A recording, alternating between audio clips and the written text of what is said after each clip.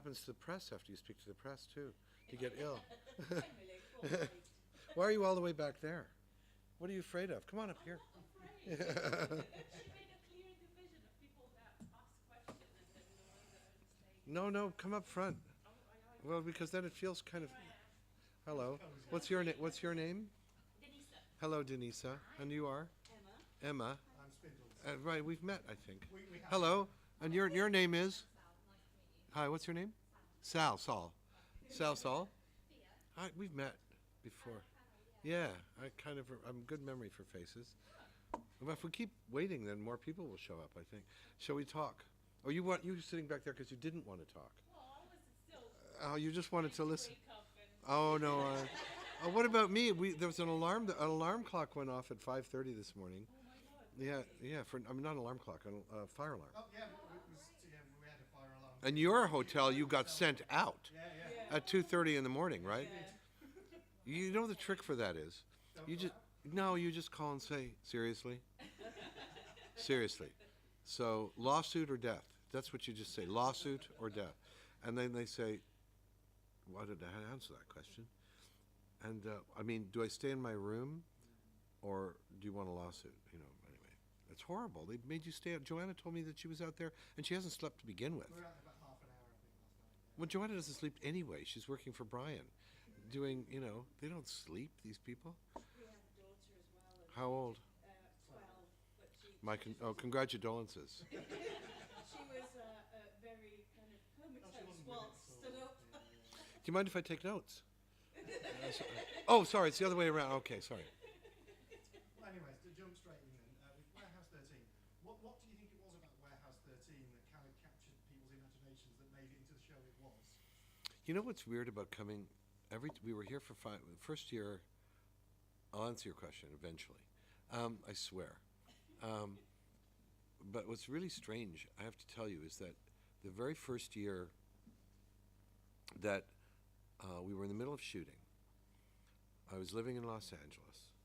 My daughter was in 12th grade. My son was in 8th grade.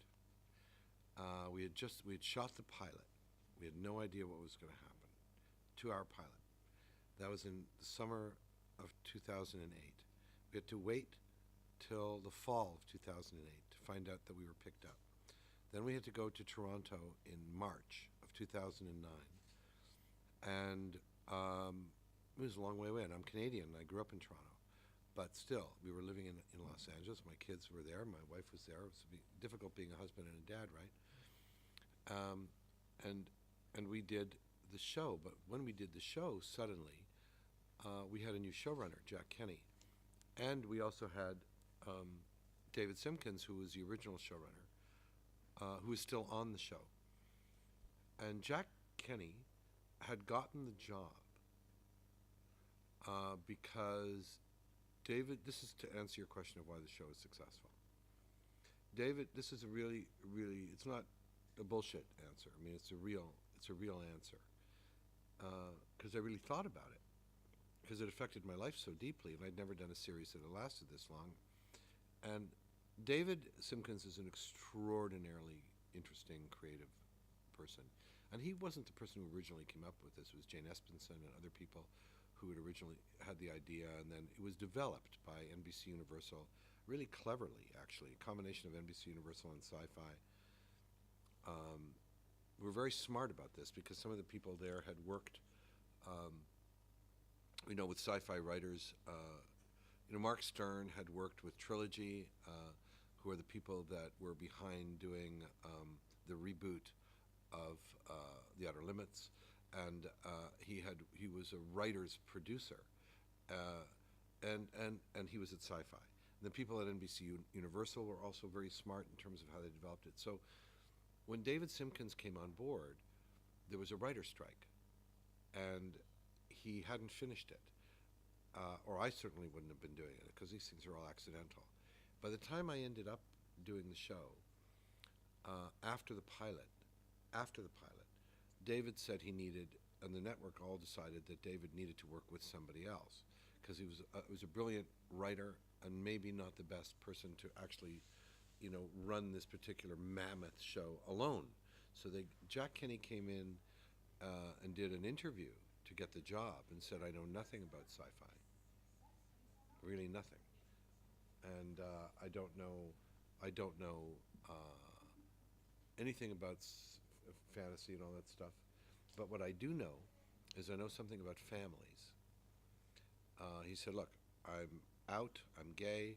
He said, I did a show called Book of Daniel, which is a series about a gay priest with Aidan Quinn. So why am I here?" He said, "Because you can't create, I don't care how good your special effects are. I've watched your pilot, and it's a really great premise, but you're not going to have an audience unless you create a family. And if you don't give Saul Rubinek somebody to talk to, that poor man's going to be doing monologues for the rest of his career.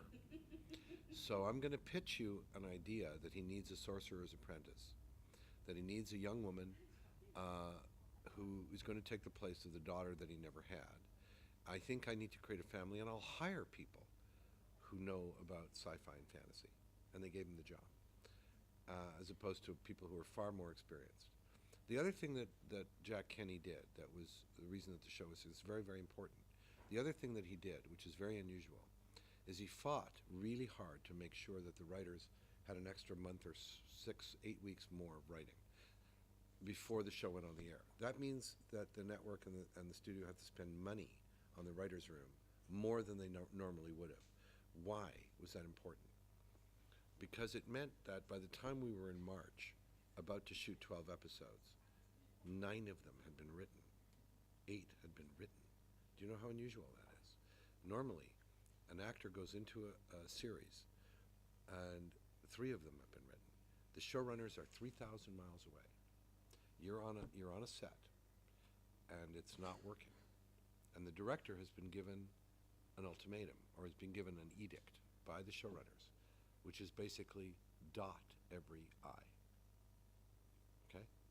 Or as we used to say, AWF, which is a famous phrase by a famous producer. It was as written, fucko. And what that means is that the actors may have great ideas, but they're not going to get them across because it's 3,000 miles, or in case of Vancouver or wherever you are, it's not a time difference, but it's still difficult. Well, Jack Kenny was on set. He was on set 95% of the time, which meant that when actors like Eddie, who likes to fuck around, and when he saw what was happening between Allison and he could just, I would have exposition, and I'd go, "You know, Jack, what we need to do is we need to just have an argument about these facts, me and Allison. Let's just argue about them." I mean, even the great, wonderful, late, I mourn him now, Roger Rees, who just died this year, who was our first villain, when we were putting him into the Bronzer and talking about the history of the Bronzer, we created him correcting me about the facts about the Bronzer. So the exposition was always done as dialogue and had to do with personality. And plus, Jack, as you know, created a family. So the show, we didn't know. By the time I went to my first convention, we were halfway. We had just finished, we were shooting episode 5.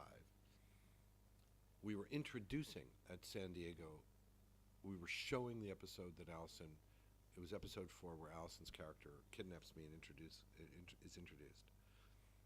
We had no idea. We had no idea. Nobody knew who we were.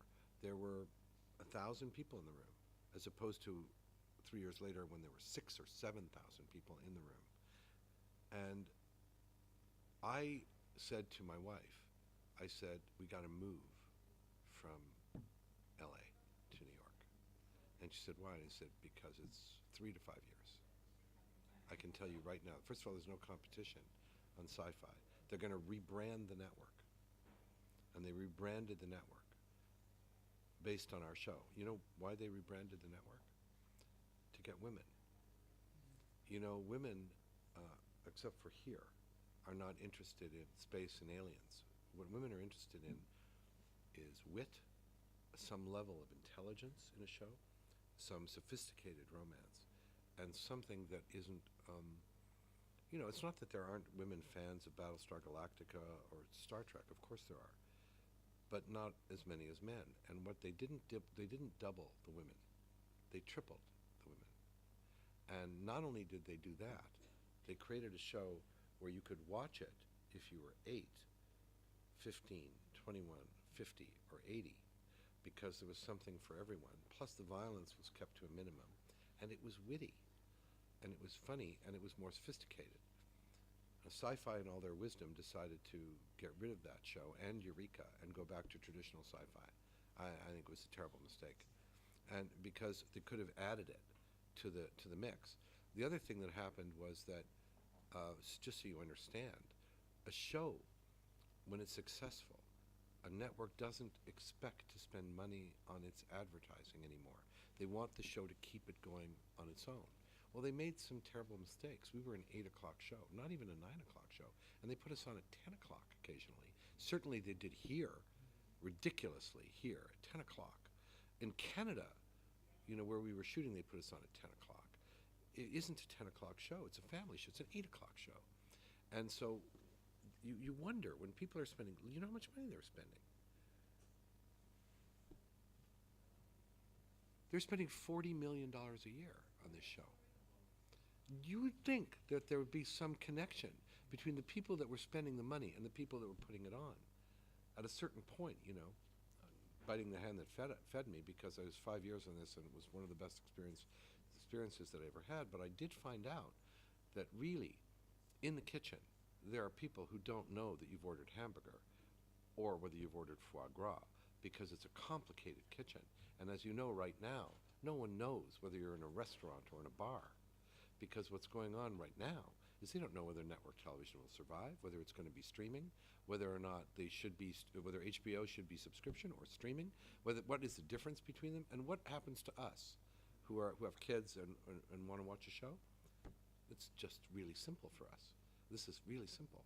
It's either good or it isn't good. And we don't care whether it's on Showtime or Amazon or HBO or Channel 4 or BBC 4 or 1 or 3. We don't care. We just want to know, can I bring my kids to it? Am I going to be entertained by it? Is it going to last? Yeah.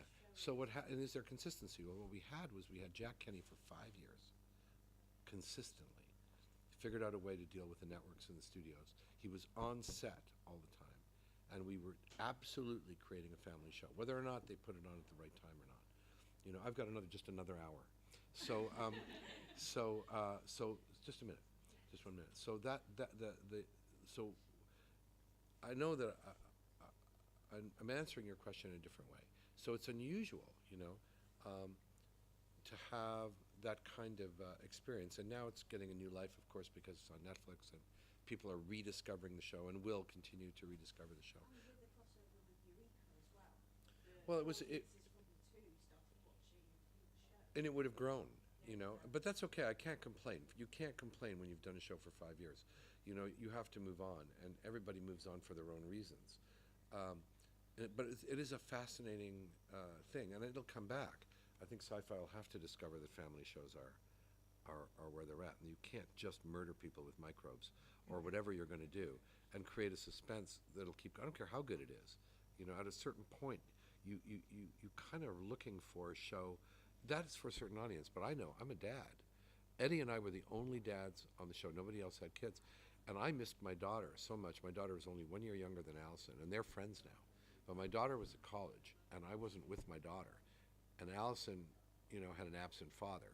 So Allison became my surrogate daughter, really, really, for real, on that show. And you could see it on that show. It was real, And I think people related to it. I know they did, because I meet fans, and I meet daughters and mothers, and I know that's why people connected to it. So I'm really proud of it, of all the things I've done for the last 45 years. I would say first of all, I've never played a character for 60 hours before, but it was a huge thing for me, and it's a great thing to meet fans of the show because of it, and because I'm really proud of it. And I learned a lot. I learned a tremendous amount. So sorry, Mr. Rubinek. You're welcome. We have quick one-to-ones for 3 minutes, so it's Techno Radar and Geeks in together, right? I will take you to one-to-one room. Sure. I figured I'd answered about 9 questions. So.